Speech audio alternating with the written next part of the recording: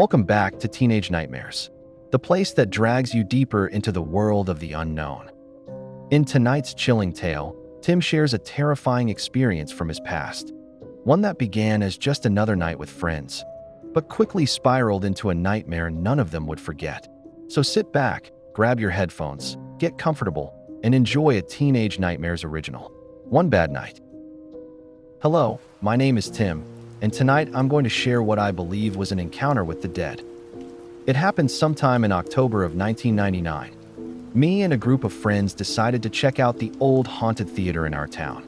It had been shut down for over a decade, but for some reason, they never demolished it. Over time, it became a teenage hotspot. Everyone who went claimed something scary happened to them. We had never been there ourselves, until that night. There were 5 of us. Me, Daryl, Isaac, Carrie, and Dawn.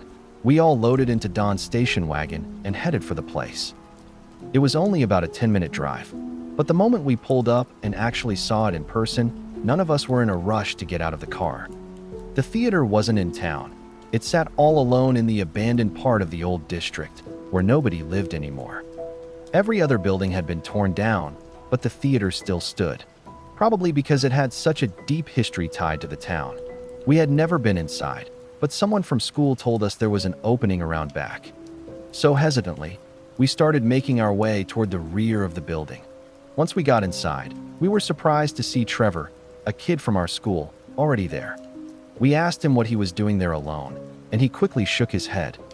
"I'm not," he said. "I came with my brother Rick." He pointed toward one of the old theater rooms and told us that Rick went in there and never came back out. We asked if he'd gone in after him, and Trevor nodded nervously. "I did, just for a second. But it was pitch black, and when I called for Rick, something answered. That got our attention." I laughed, trying to play it off. "It was probably just Rick messing with you, man." But Trevor wasn't joking. "No way," he said. "That voice, it wasn't human. There's no way in hell Rick could make his voice sound like that. It was deep, too deep, like something from another world." I stopped Trevor in his tracks, telling him we had to go in. His brother was in there. We couldn't just leave him behind. He hesitated but agreed, and together, the 6 of us headed inside. Thankfully, Don was the prepared type. He brought a few flashlights. And thank God he did, because that theater room was the darkest place I'd ever seen. No exaggeration, you couldn't even see your own hand in front of your face without light. We wandered around for a few minutes, calling out for Rick. Then, something answered. But it wasn't Rick. A deep voice echoed from somewhere near the screen. "Come here," it said, with a calm and eerie voice. Come here. Something about it hit me wrong, deep in my gut. I told the others not to move. "Don't go over there," I said.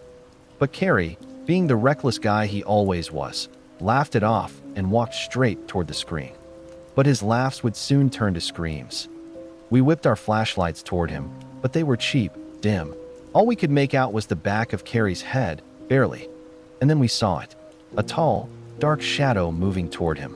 I shouted at him to run, and thankfully he did. Carrie bolted back to us, his face pale and eyes wide with panic. We all ran for the exit, but when we reached the door, it wouldn't budge. 6 of us, pushing, pulling, slamming our shoulders into it, but nothing. We were trapped. And before we knew it, that thing, the one that had answered us, started growling. It was low, guttural, and it shook something deep inside me. My heart sank. I was sure that was it. We weren't getting out. But then Don gave the door one final shove, and it opened. We didn't waste a second. We bolted out of the theater room, gasping for air as we hit the hallway. That's when we heard it, a loud, agonizing scream echoing from inside the room we'd just escaped. None of us had it in us to go back. We were too terrified.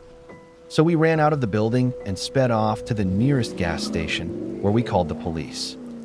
They searched the theater and eventually found Rick, but he wasn't alive.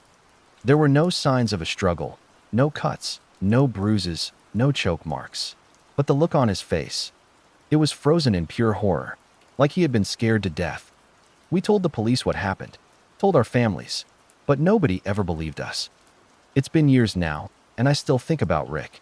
I wonder, if we'd gone back in, could we have saved him? Or was that scream even his? I'll never know. As for that theater, it was finally demolished a few years ago, after me and the guys petitioned for it. I never wanted anyone else to go through what we did. And to whatever was in that theater, I hope you never found peace. Thanks for watching. If you enjoy original creepy stories like this one, then please like and subscribe.